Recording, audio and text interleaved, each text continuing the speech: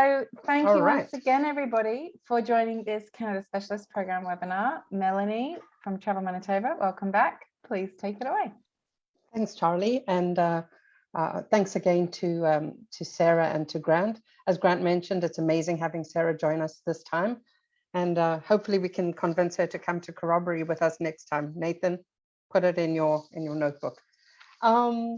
Let me share a little bit about Manitoba, and I'm going to start with a video, just a welcome back video, just to give you a little bit of perspective about Manitoba and what we're all about. So let me kick that off, and then I'll jump on with an update. It feels good to be out and see everything reopening again. Seeing more friends, being able to have those first hugs in a while. It's wonderful. It's a time for family and friends to gather. It's so nice to get out of the house, do things, see things. Feels like getting back to normal, at least a little bit.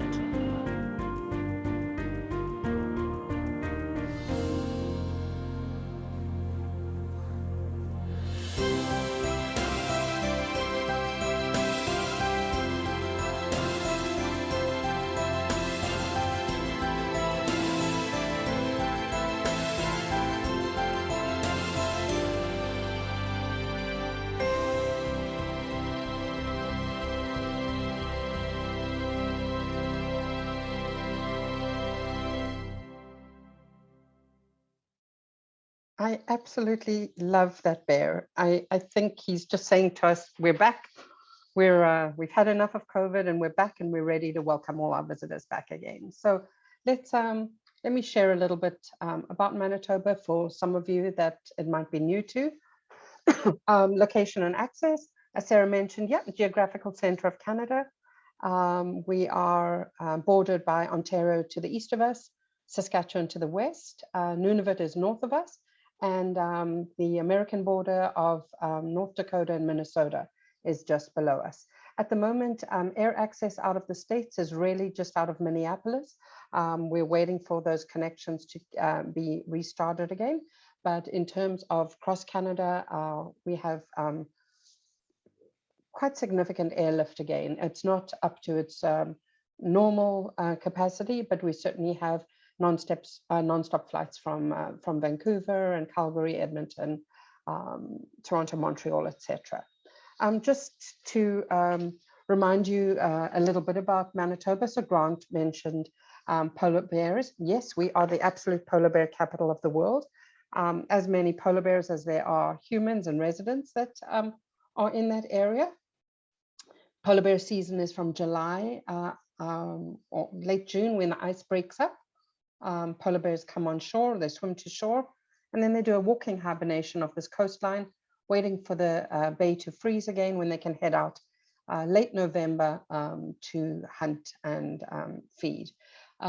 We're extremely fortunate that our wildlife, we also have about 60,000 beluga whales that come into the bay in the summer months.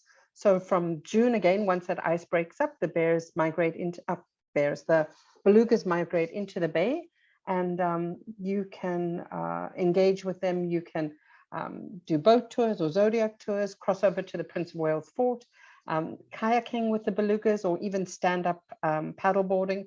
They're super curious and really life-altering experiences coming up close with them.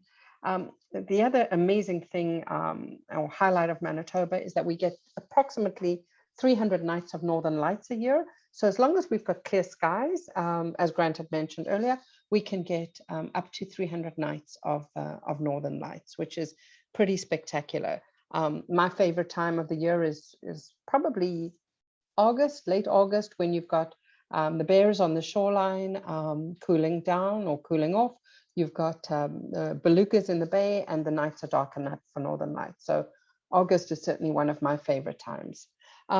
Aside from that, we also have some incredible other iconic attractions. We've got Riding Mountain National Park, where you can get up close and personal with bison and other wildlife. Enjoy also the beautiful town site of Wasagaming with its boutique hotels and amazing shops and restaurants. Actually, Frontiers North does offer One of their adventures is their Big Five, and that includes Riding Mountain National Park. And several accommodation options in the park, whether it's boutique hotels or yurts or cabins, cabin rentals, authentics through Parks Canada, resorts and camping, etc.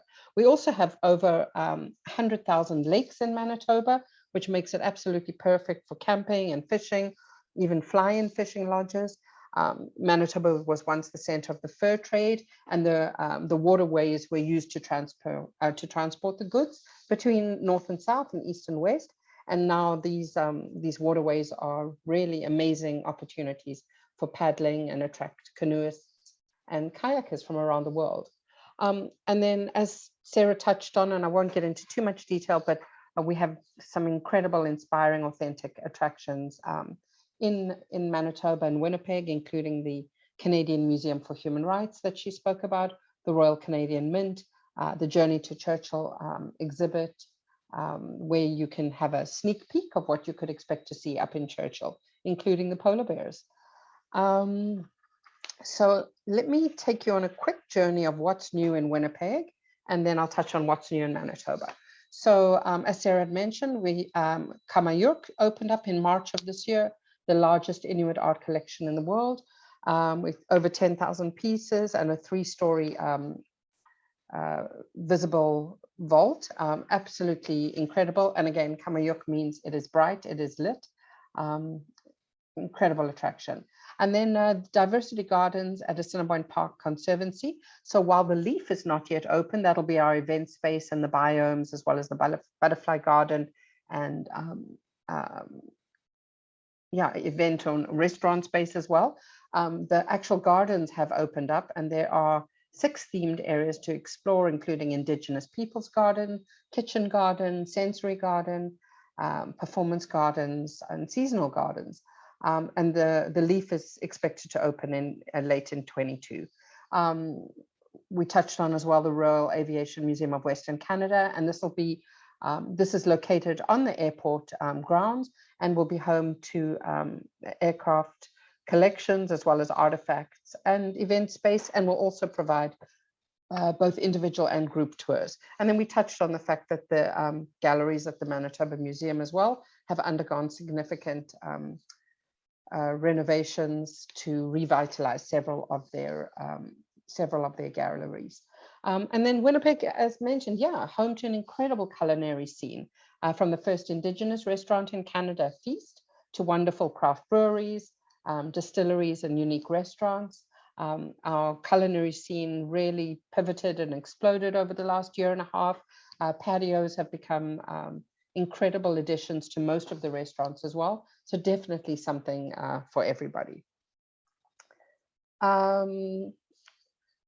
For your clients looking for adventure away from the well-known holiday regions of Canada, Manitoba is still absolutely the place. It's uncrowded, it's clean, it's remote, wide open spaces, beautiful nature and landscapes.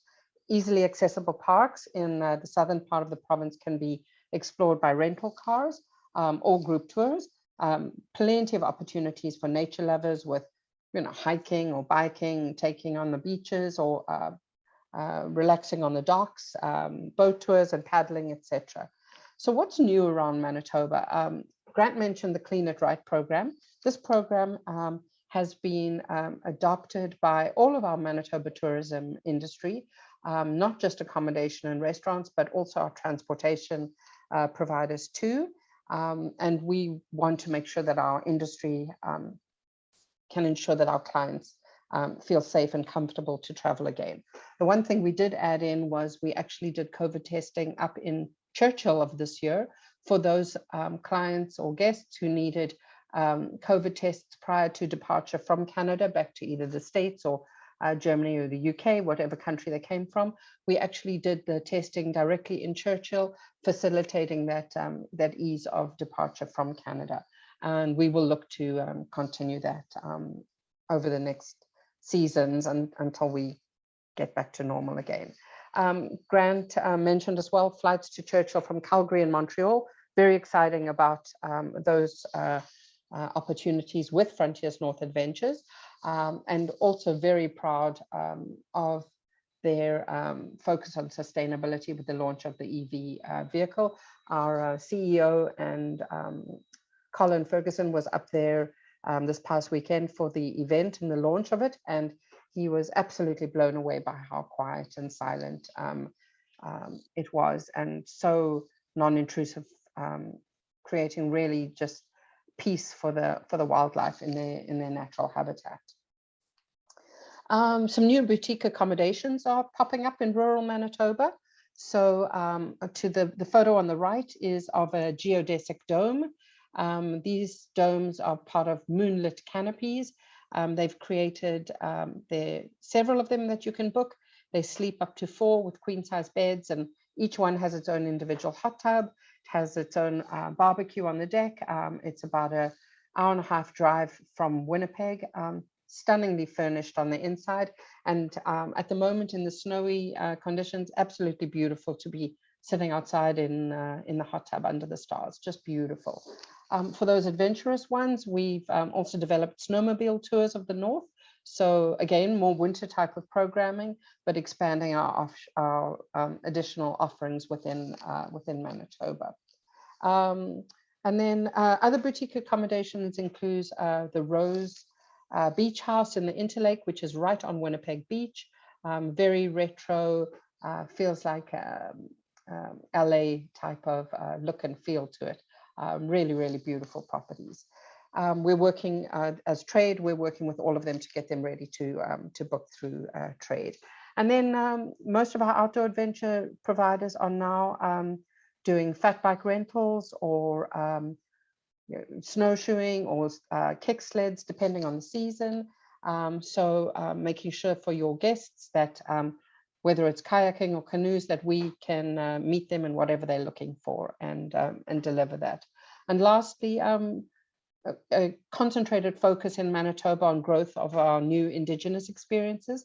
We do have a new bed and breakfast in the Interlake, or sorry, in the Whiteshell, called Moongate, and that is owned by a local Indigenous family or Métis family, and they are offering both culinary as well as the opportunity to participate in different Indigenous experiences as well.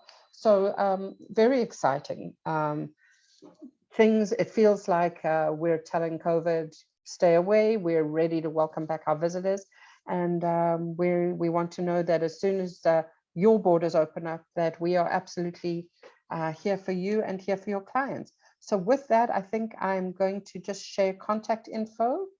Oh, where's the next one? Yeah, there we go.